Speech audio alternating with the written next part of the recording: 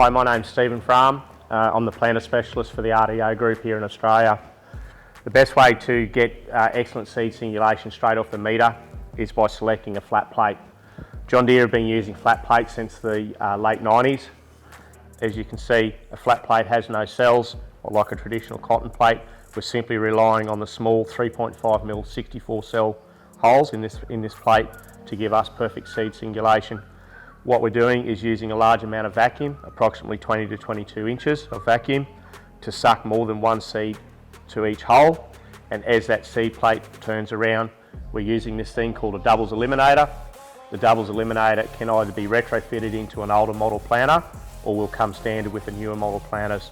So what we're doing is we're using the doubles eliminator, and when it's correctly adjusted, it will cover approximately half the hole.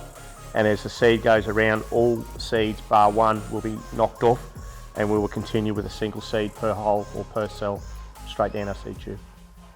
From there, we're starting to look at seed sensors, seed tubes, and certainly planting speed. That's going to have a great effect on seed singulation.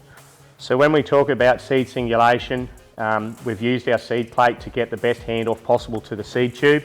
A John Deere seed tube in its current design is designed to plant at approximately 8 to 8.5 kilometres per hour. I know our growers and our farmers certainly do plant faster than that, but at 8.5 kilometres, that's our best chance of excellent singulation. Obviously, if you've got a new planter, when we talk about new planters, it's the ExactEmerge, and that's using a different delivery system, so it's a brush belt system, and that's designed to plant at 16 kilometres an hour.